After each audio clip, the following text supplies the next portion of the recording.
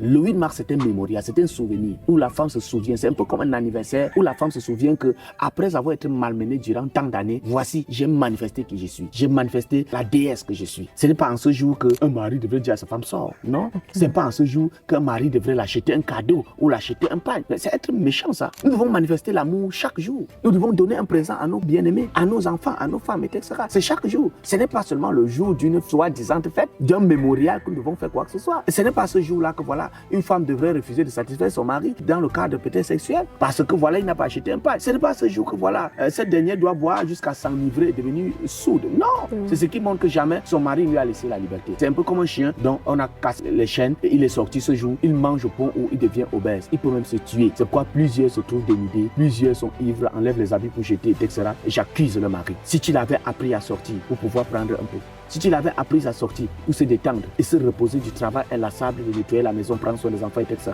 je pense pour ma part qu'elle ne sera pas assez difficile. Si tu l'avais instruit par l'amour, elle ne sera pas aussi barbare. La journée internationale de la femme avance à grands pas et plusieurs femmes se mobilisent pour davantage commémorer ce moment-là. Alors, docteur, selon vous, quelle est l'origine de cette fête-là? L'origine du 8 mars est pléthorique, c'est-à-dire c'est divers. Il y a ceux-là qui disent que le 8 mars, c'était ce jour où les femmes réclamaient le droit. D'autres disent que le 8 mars, c'est ce jour où la femme réclamait l'amélioration des salaires. Ne rejetant pas ces différentes appréhensions du 8 mars, je veux tout simplement dire que le 8 mars trouve sa genèse, son début, son origine dans le fait que lors de la première et de la deuxième guerre mondiale, ce sont des hommes qui allaient au front de la guerre. Les statistiques montrent que la première et la deuxième guerre mondiale ont eu à ravager près de 400 millions d'êtres humains, c'est-à-dire tuer près de 400 millions d'hommes. Quand ces hommes mouraient en guerre, les femmes demeuraient des veuves. C'était des hommes qui faisaient tourner des entreprises. C'était des hommes qui faisaient fonctionner les entreprises. Une fois que ces derniers sont tués en guerre, mais les entreprises commencent à subir des pénuries. Du coup, les femmes qui étaient réservées à la cuisine, c'est-à-dire prédestinées à la cuisine, aux tâches domestiques, se trouvent obligées, par nécessité, à aller eux-mêmes travailler. Et c'est là où plusieurs femmes se découvrent. Ils se rendent compte que ce qu'on les avait dit concernant le fait que la femme ne peut rien faire, elle n'est que réduite à la cuisine, mais la femme peut arrêter une meule, la femme peut conduire, la femme peut faire bouger une machine, etc. Et du coup, ils commencent à travailler dans les entreprises, ils travaillent dans les usines. Mais, puisqu'on l'avait toujours réduit à l'esclavage, elle voit son salaire baisser, elle voit son salaire réduit à presque rien. Elle se trouve en train de travailler pour ne même pas être rémunérée. Et du coup, elles disent non, nous n'allons pas croiser les bras. Il faudrait que nous fassions une mobilisation, il faut qu'on se lève, il faudrait qu'on fasse ce qu'on appelle une grève pour réclamer ce que nous avons comme dû, pour réclamer le salaire de notre travail. Voilà, les femmes sont mobilisées et ils ont fait des marches, ils sont sortis dans la rue, que ce soit aux États-Unis d'Amérique, que ce soit en Chine, que ce soit en Russie, un peu partout. Alors ils sont sortis, ils sont versés là dehors. Ça a bousculé plusieurs capitalistes à céder, à reconnaître que oui, nous allons vous payer. Vraiment, vous avez le droit d'avoir le même salaire pour le travail que vous avez entrepris. Depuis ce jour-là, on commémore la journée internationale de la femme comme étant ce jour où la femme a arraché son droit, comme étant ce jour où la femme a reçu ce qu'elle méritait. La Bible décrit la femme comme une aide. Selon vous, quel est le rôle de la femme dans le monde actuel? La Bible ne décrit pas seulement une femme comme une aide. Oui. La Bible décrit une femme comme un être humain au même titre qu'un homme. La Bible dit dans Colossiens 3 qu'il n'y a plus ni homme ni femme, nous sommes tous un en Christ. Et Jésus lui-même, lorsqu'on lui pose la question à savoir, voilà, au ciel, comment ça va se passer? Un homme va retrouver toutes ces femmes, etc. Il a dit qu'au ciel, nous serons tous comme des anges. Il n'y aura pas ni homme ni femme. Vous savez, madame, nous prenons rien que des corps, nous empruntons les corps comme des véhicules pour accomplir une vision, pour accomplir une mission pour laquelle Dieu nous envoie sur la terre. Alors, il n'y a pas une âme masculine et une âme féminine. Il n'y a pas un esprit garçon, un esprit fille. Un esprit possède un corps, c'est tout. Nous prenons un corps pour atteindre un but. Essayer de pouvoir réduire l'être au sexe, c'est problématique. Au ciel, il n'y a plus ni homme ni femme, non. Nous serons tous comme des anges. Dire qu'une femme est réduite à être simplement une aide pour son mari, c'est trop dit. Mais je dis encore que aide là ne signifiait pas esclave. Aide voulait dire co-ouvrier avec son mari. Puisque Genèse chapitre 2 dit qu'il n'est pas bon que l'homme soit seul. Il faut une aide semblable à lui, qui est identique à lui, qui est comme lui. Pas une aide qui est inférieure à lui, mais une aide semblable, qui est comme lui. Et la femme vient pour pouvoir aider l'homme à atteindre un but, à atteindre une mission, à atteindre une vision, à atteindre une vocation. Une femme n'est pas une domestique, mais elle est une aide. Quelqu'un qui aide l'homme à atteindre un but. Ou quelqu'un dont l'homme devrait parfois aider pour atteindre un but. Parce que beaucoup sont ceux-là qui pensent que c'est la femme qui doit se taire, que l'homme doit parler, c'est l'homme qui doit porter la culotte. Et on a marginalisé la femme sur toute catégorie de choses bizarres. On l'a qualifiée de tout nom de chien, tout nom d'oiseau. Mais je tiens à dire que la femme n'est pas tout ce que la société leur a dit. Très important. Ok, docteur, selon vous, comment une femme peut-elle impacter son environnement? Nous avons l'exemple de Déborah, l'exemple de Jaël qui a tué Sisera, l'exemple de Esther, et le Proverbe 31 nous décrit la femme vertueuse. Selon vous, comment une femme peut-elle impacter son environnement? Avant de répondre à cette question, je veux tout simplement dire qu'il est bon de recentrer les choses dans son contexte même.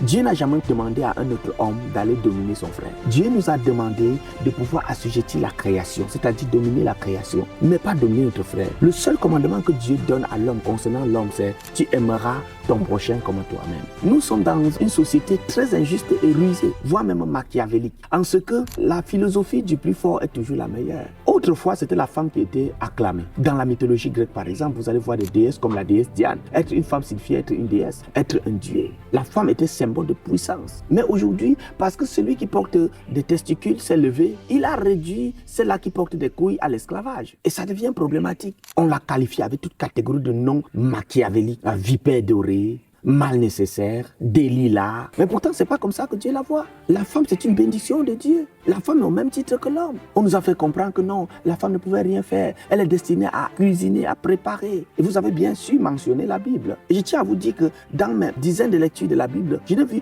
nulle part où la femme devrait être réduite à l'esclavage. Au contraire, Dieu a élevé la femme au même titre que l'homme. Dieu ne distingue pas la femme et l'homme.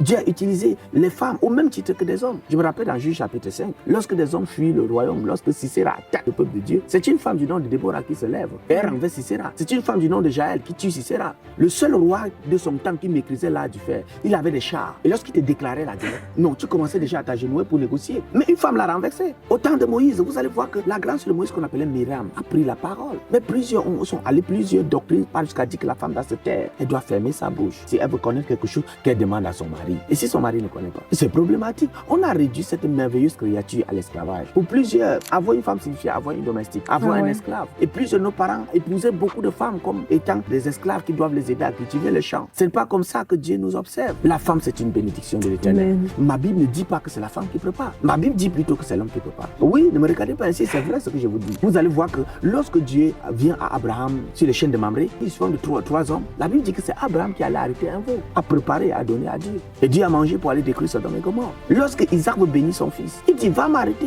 une chèvre au champ. Prépare-la bien comme j'aime bien et bien me donner que je mange et que mon âme te bénisse. Regardez même Jésus savait préparer. Lorsqu'il apparaît, mais il prépare du poisson, il donne à ses disciples, il dit manger. Donc les vrais hommes préparent. Ce sont les faux hommes qui ne savent pas préparer. Les vrais hommes sont ceux qui savent préparer. C'est très important. Si vous voulez voir, les plus grands pâtissiers du monde sont de qui? Sont des hommes. Les plus grands couturiers du monde sont de qui? Ce sont des hommes. Les plus grandes coiffeuses du monde sont de qui? Ce sont des hommes. Mais qu'on cesse de pouvoir réduire la femme à rien. Je dis encore que la femme n'est pas ce qu'on nous a dit. La femme pour moi est la mère de l'humanité. La femme pour moi est celle-là qui gouverne le monde. Que les femmes entendent ça. Qu'on cesse de les qualifier à des moins que rien, à des objets sexuels, etc. Non. La femme est celle qui gouverne le monde. Salomon pense qu'à dire que derrière chaque grand homme se trouve une grande femme. Comme pour dire que c'est la grande femme qui pousse le grand homme à devenir grand. C'est sa mère qui lui prodigeait des conseils, la mère de Salomon. Oui, c'est vrai ce que je vous dis. Donc la femme, c'est un mystère. C'est elle qui conseille l'homme. Je la qualifie comme une couveuse. La femme, c'est une couveuse. Tout ce que tu lui donnes, elle multiplie. De même qu'elle vient à multiplier le genre humain en portant des enfants, tout ce que tu lui donnes, elle multiplie. Si tu lui donnes une phrase, elle te donne un paragraphe. Si tu lui donnes un paragraphe, elle va te donner un livre. Si tu lui donnes une semence, elle te donne un bébé. Si tu lui donnes 2000 francs, elle te donne une nourriture, un repas. La femme, c'est une couveuse. Elle est même une prophétesse. Vous allez voir que dans la maison d'une femme, elle est plus sensible aux choses spirituelles. Quand quelque chose ne va pas, elle sait, même pas intuition. Elle pourra dire à son mari, chérie, je ne veux pas que tu ailles ici. Parce que mon cœur me dit que ça ne va pas marcher. Et parfois, puisque nous avons des testicules et nous sommes très autoritaires, nous pensons que nous connaissons tout, c'est quand on va cogner la tête qu'on revient dire, tu avais raison. C'est elle qui prie pour ses enfants. C'est elle qui éduque ses enfants. C'est la femme qui est celle-là qui éduque les enfants. C'est elle-même qui éduque même son vieux bébé. Elle est forte. Elle porte l'enfant dans son ventre et elle porte son vieux bébé sur son ventre. Elle nourrit l'enfant et elle nourrit son vieux mari qui est son vieux bébé. C'est elle qui conseille son mari. C'est elle qui prie pour son mari. C'est elle qui éduque ses enfants. C'est elle qui prie pour ses enfants. C'est elle qui prépare. Si une femme veut que ton ventre devienne une deuxième table, elle le fera. Si une femme veut que tu sois l'homme le plus malheureux de la terre, elle le fera. Elle a plusieurs bras. Donc on cesse de réduire la femme à rien. La femme au contraire, c'est un prototype, c'est un modèle. Elle te donne l'impression qu'elle est faible. Elle te donne l'impression qu'elle pleure. Mais c'est elle qui mène le bateau. C'est elle qui pousse les choses à fonctionner. S'il fallait recommencer, il dirait à Dieu, Seigneur, fais de moi une femme. Que des gens cessent de minimiser la femme. La femme, c'est une grâce. La femme, c'est une beauté. Qu'une femme s'habille très bien et un homme s'habille très bien, on verra qui va attirer l'autre. C'est la femme. C'est pourquoi vous allez voir que dans les trucs de publicité, etc., on met la photo de la femme. Vous allez voir que même ces gourous, ces narcissiques qui œuvrent à pouvoir réduire l'espèce féminine à l'esclavage, ils commencent toujours par madame et monsieur. Pourquoi c'est pas monsieur et madame? Il est important que la femme sache qu'elle n'est pas ce qu'on lui a dit. Qui vous a dit que la femme ne peut pas faire la guerre? Déborah a fait la guerre. Qui vous a dit que la femme ne peut pas conduire? Qui vous a dit que la femme ne peut pas faire des inventions? La femme a fait tellement d'inventions. Il y a des femmes pilotes, il y a des femmes présidentes. C'est la femme qui a inventé le congélateur, le réfrigérateur. Allez faire des recherches, vous verrez. Même derrière le grand Einstein, c'est sa femme qui lui a aidé à découvrir plein de choses. Pourquoi on vous cache ça? Pourquoi on ne veut pas vous dire ces choses-là? L'intuition de la femme ne manque pas en ce qui concerne les choses et des hommes. Donc vraiment, j'aimerais que nous puissions recentrer des choses pour dire que la femme n'est pas l'esclave comme on a dit. La femme n'est pas ce que des gourous ont essayé de pouvoir nous prouver depuis la nuit des temps. Non, la femme, c'est une bénédiction de l'Éternel. C'est la mère de l'humanité. Et même dans la tradition bamileke, sur le textile qu'on appelle le ndop, vous allez voir qu'il y a un carreau qui représente la femme, la matrice, la mère créatrice, qui était même vénérée par les bamileke autrefois, dans la tribu bantou, disant que c'est la matrice, c'est elle qui a créé le monde. La femme, c'est un Dieu. Donc il est important que les femmes reconnaissent qu'ils ne sont pas ce qu'on les a dit là. Même de par sa structure, de par sa morphologie, de par sa biologie, la femme est 1000 fois mieux construite que l'homme. Sur la peau, nous avons 4 millions de récepteurs sensibles à la douleur. Sur la peau de la femme, nous avons 5 millions de récepteurs sensibles à la douleur. Une tape donnée sur un homme ne le fait pas mal, mais la même tape donnée sur une femme, c'est aïe. Elle est plus sensible. Fibres, dans chaque oreille d'un être humain, il y a 24 000 fibres qui sont sensibles au bruit du vent, au son, etc. Mais dans les oreilles de la femme, c'est 25 000 fibres. Comme vous dites qu'un homme peut se coucher sur un même lit avec un enfant. L'enfant pleure la nuit, il ronfle. Mais une femme se couche sur un même lit et une seule mois, la femme a déjà compris. Elle est protectrice. Donc la femme, c'est une bénédiction. Qu'on cesse de pouvoir réduire la femme à l'aise. C'est l'ignorance qui fait que la femme se dévalorise. Elle croit ce que les autres lui ont dit, sans savoir que non, tu ne devrais pas croire de tels mensonges. De même que certains colons, certains colonisateurs sont venus nous dire que nous venons des singes et on a cru ça. Nous dit qu'être noir c'était une malédiction, on a cru cela. Pourtant, être noir c'était une bénédiction. Un gramme d'or coûte 53 €, mais un gramme de mélanine coûte plus de 100 €. La chose la plus chère de la planète Terre, c'est la mélanine. Oui, l'ébène, l'arbre le plus cher de la forêt, parce que ça porte la mélanine. Les poules noires sont plus résistantes que les poules blanches. Être noir, c'est être brûlé par le soleil, c'est être maudit par Dieu, etc.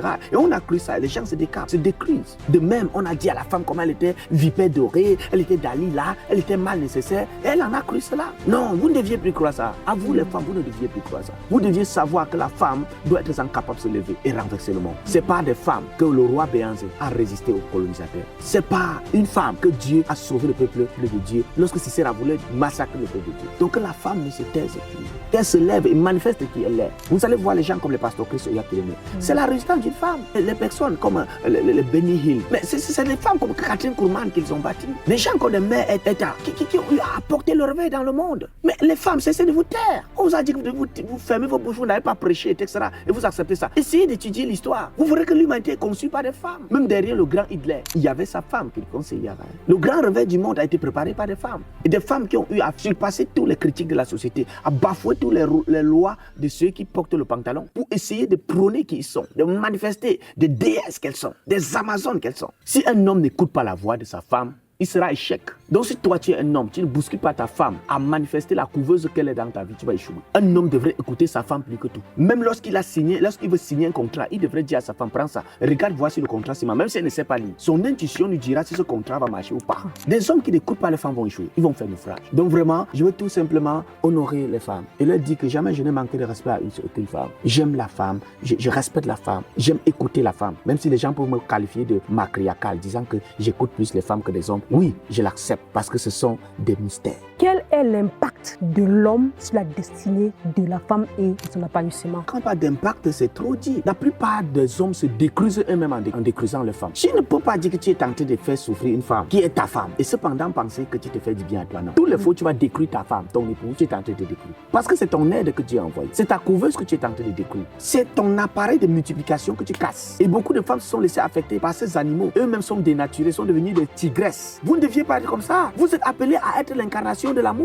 où les hommes ont fui, vous deviez résister. C'est la capacité que Dieu a donnée à la femme. Là où les hommes ont baissé les bras, la femme supporte. Là où le cri d'un enfant, l'homme ne peut plus supporter, la femme supporte. Là où les excréments d'un enfant font que l'homme fuit, la femme prend ses deux mains tremblantes et sûres, nettoie et cependant fait de cet enfant que le père avait insulté un géant. Pour ces hommes qui pensent qu'ils peuvent blesser les femmes n'importe comment là et s'en sortir, c'est problématique. Je dis encore que la femme c'est une couveuse. Si tu lui donnes une insulte, elle va te donner, elle va couvrir cette insulte et tu verras ce que ça va donner. Si tu lui donnes une coup de gifle, non, elle va le multiplier. Et ne sois pas surpris qu'un jour, elle te coupe le zizi comme la femme d'un pasteur qui a coupé le zizi son mari un jour. Si tu la prédisposes à devenir un monstre, elle sera plus que le diable. Tu vas encourager tous les hommes à prendre soin de leurs femmes. Prends bien soin de la couveuse que tu as et tu verras qu'elle te donnera des choses formidables. Prends bien soin d'elle et ce sera une bénédiction. Docteur, s'il vous plaît, dites-nous encore, à ces papas-là, à ces époux, à ces maris, comment doivent-ils faire pour davantage prendre soin de la couveuse qu'ils ont à la maison? Je veux les encourager à comprendre le langage de les femmes. Oui. Quand tu comprends le langage d'une femme, elle en est capable de dire chérie, couche-toi, ne te lève même pas, je vais te laver sur le lit. Mais toi, tu seras incapable de laver ta femme. Mais elle pourra te laver. Quand tu comprends son langage, elle en est capable de dire couche-toi à la maison. J'irai chercher même de quoi manger et venir te le donner. Comprends son langage et je t'assure en vérité, ce sera une bénédiction pour toi. Amen. Mais beaucoup de personnes ignorantes, je vais dire barbares, disent que j'aime mon enfant plus que ma femme. D'abord mon enfant avant ma femme. Ils sont les premiers à faire souffrir cette pauvre femme, à monter même ses propres enfants contre elle. La Bible dit celui qui maudit sa mère, sa lampe s'éteindra. Dans la Bible, on dit la malédiction d'une mère est plus forte que celle d'un père. Parce que c'est elle qui a créé, c'est elle qui a supporté. Elle a risqué sa vie pour que tu viennes au monde. Elle a brûlé ses mains au feu pour que tu sois ce que tu es. Aujourd'hui, c'est une société ingrate que nous sommes. Nous ne pouvons même pas passer un seul coup de fil à notre main en une semaine. Oui, quelle ingratitude. Elle a détruit sa santé pour que nous puissions avancer. Elle s'est détruite pour que nous soyons ce que nous sommes. Aujourd'hui, elle commande un coup de fil. Quelle honte. Et c'est un papa belliqueux, c'est un mari belliqueux qui part jusqu'à la négliger, disant je protège mes enfants. Elle est malade, on l'envoie pas à l'hôpital. Non, je vais protéger mon enfant. Ne t'inquiète pas, j'ai quelque chose à te dire. Bientôt, ton enfant là ira se marier et va quitter ta maison. Et tu vas rester seul avec la femme que tu m'amènes là. Et je bénis Dieu pour le cœur de cette maman. Parce que quand ces monstres deviennent vieux, malades et impotents, c'est encore elle qui porte les excréments, c'est encore elle qui font tout. Non, parlons peu, parlons vrai, soyons vrais. Je suis un évangéliste, ma bouche n'a pas reçu le baptême. Donc je dis ce qui est. Je veux tout simplement bousculer tous ces ignorants à prendre soin de leurs femmes. Savoir que c'est avec elle que tu vas vivre. C'est elle qui t'a nourri. C'est elle qui prendra soin de toi jusqu'à ce que tu pars. Et beaucoup des hommes meurent avant la femme. La femme est là pour protéger. Même quand tu es parti, elle protège ta maison. Elle continue à prodiguer des conseils à ton prolongement qui sont tes enfants. Elle dit comment est-ce que voici ce que votre père désirait. Voici ce que votre père ne voulait pas. C'est très important. Donc voilà ce que je pourrais en dire concernant l'ignorance de certaines personnes barbares qui au nom de la tradition entre guillemets font de la femme un instrument, un objet vil. Dieu n'a jamais méprisé une femme. Jésus n'a jamais méprisé une femme. Docteur, il aussi a constaté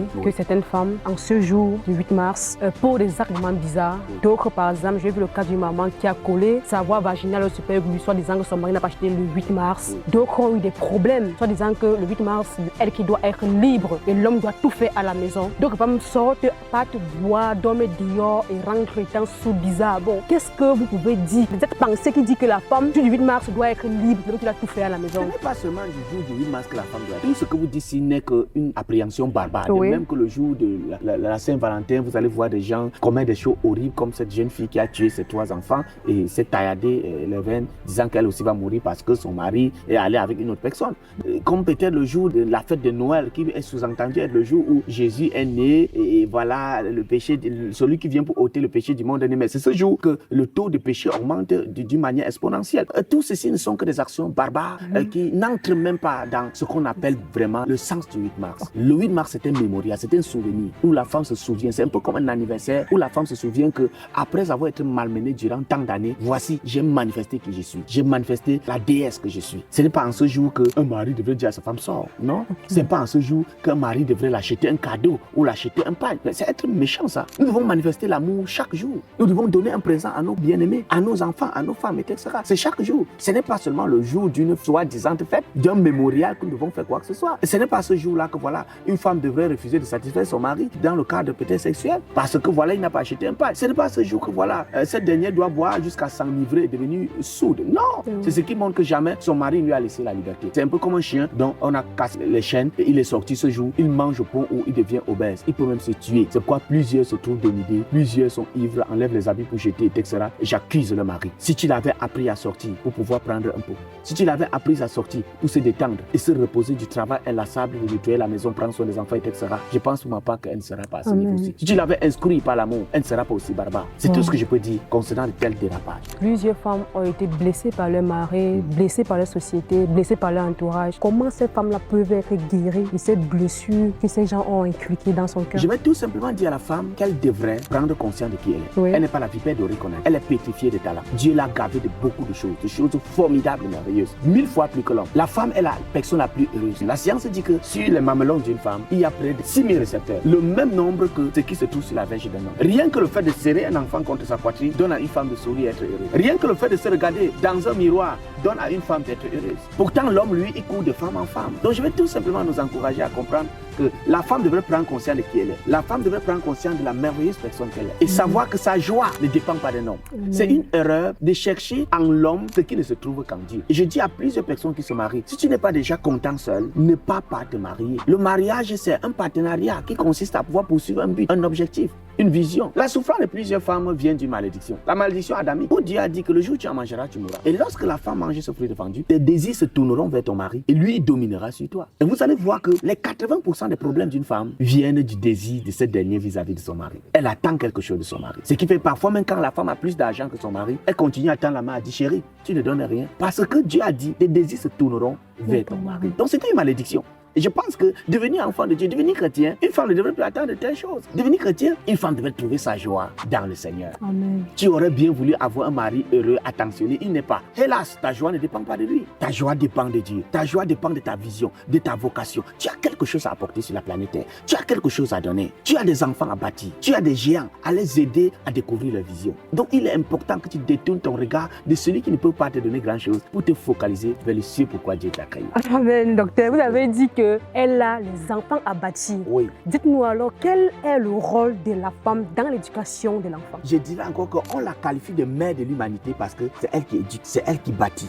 La femme connaît ses enfants plus que le mari. La femme, son intuition protège les enfants plus que le mari. La femme, elle est sensible, hyper sensible. Elle sait quand un enfant ne va pas bien. Elle sait quand un enfant va bien. Et elle connaît ce qu'il faut pour son enfant. C'est pourquoi vous allez voir que dans les années passées, c'est maman qui choisissait une femme pour son fils. Et vous allez voir que même si tu es un docteur aux États-Unis d'Amérique ou en Grande-Bretagne, quand ta mère va dans le village, choisis une femme pour toi, ça marche pourquoi? Parce qu'elle te connaît. Elle connaît ton langage. Elle connaît ce qu'il te faut. Tu as grandi avec elle. Elle te connaît. Je ne parle pas de simples mamans qui ne sont que des pondeuses, mais je parle des mères qui connaissent les enfants. Et vous allez voir que quand cette pauvre petite villageoise arrive aux États-Unis d'Amérique, elle comble bien le désir de son mari parce que sa mère connaît son fils et a choisi une aide qui sied à la vision de son fils.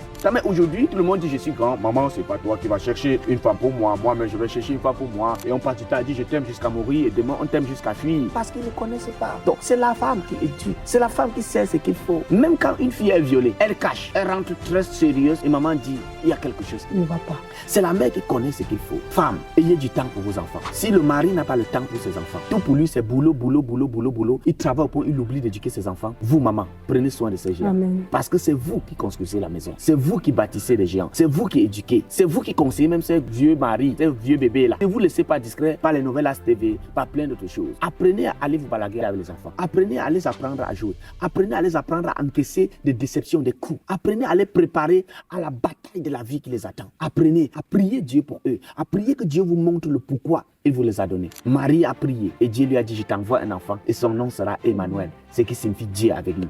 Et je prie enfin qu'une femme prie et que Dieu lui envoie un libérateur. Donc son nom sera libérateur du Cameroun, libérateur de l'Afrique, etc.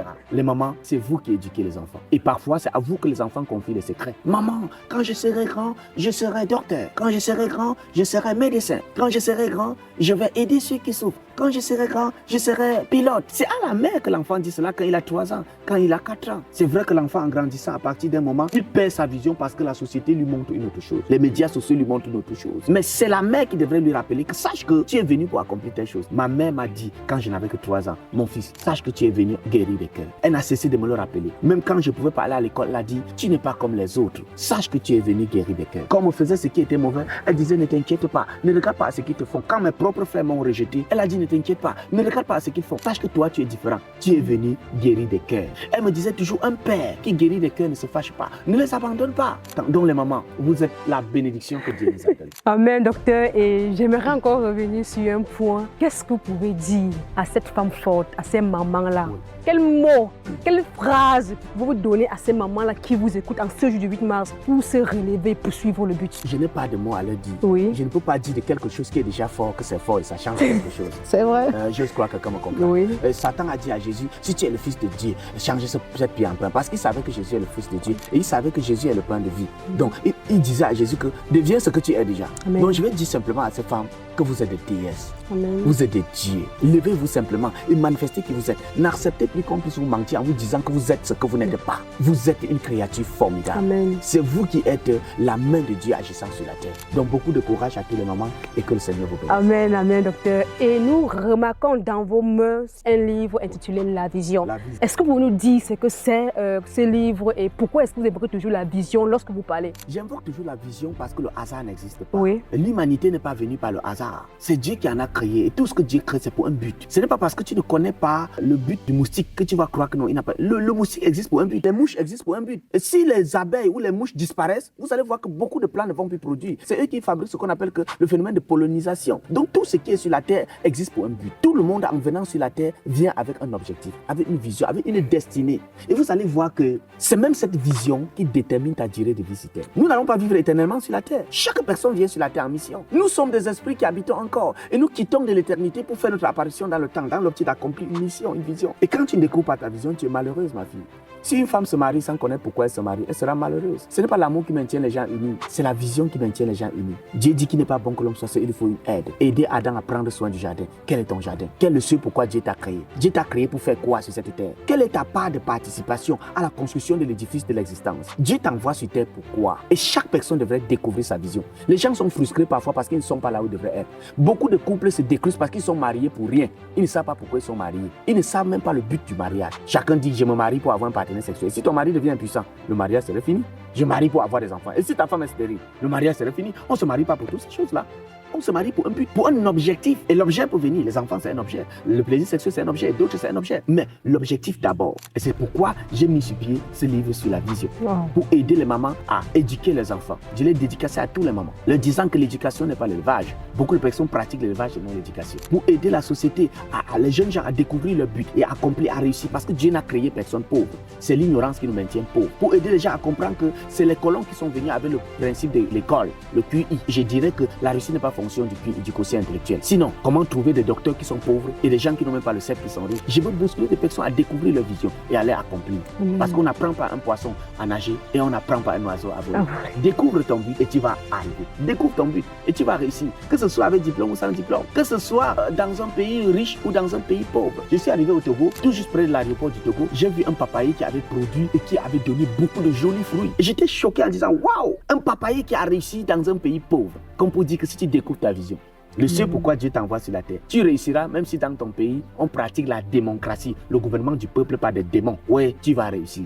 Même si on te jette au désert, tu vas réussir. Parce que tous les talents, tous les dons, toute la capacité qu'il te faut pour accomplir le seul pourquoi Dieu t'a envoyé sur la terre se trouve en toi. Amen. Et dans ce livre, je présente aux gens que tu as au moins 60 dons. L'individu le plus moyen a au moins 60 talents. Oui, au moins ce 60. Ma lecture, la Bible me l'a présenté. Au moins ce 60. Et pourtant, on nous a présenté 9 dons de l'esprit. Tu as au moins ce 60. Donc c'est pourquoi j'ai ce livre et je le dédie à tous les mamans de l'Afrique qui aident leurs enfants à découvrir leur vision, qui aident leurs enfants à découvrir le ce pourquoi Dieu les a créés. Quand tu découvres ta vision et que tu l'accomplis, tu es influent. Quand tu découvres ta vision et que tu l'accomplis, tu es une autorité. Tu n'as pas besoin d'écraser les gens pour t'en sortir, non. Tu n'as pas besoin d'assujettir les gens, non. Le médecin, lui, il est respecté parce qu'il fait sa vision. Les gens s'alignent. Il n'a pas besoin d'utiliser la police pour obliger les gens à s'aligner, non. Le cordonnier, parce qu'il est dans son domaine, mais tu t'assois, tu attends. Il n'a pas besoin d'utiliser la sécurité pour que tu t'asseyes. Donc, beaucoup de ces dictateurs qui utilisent la sécurité, ceci, c'est parce qu'ils sont là où ils ne devraient pas être. Ils ont usurpé leur poste. C'est ce que je peux vous dire concernant ce merveilleux livre et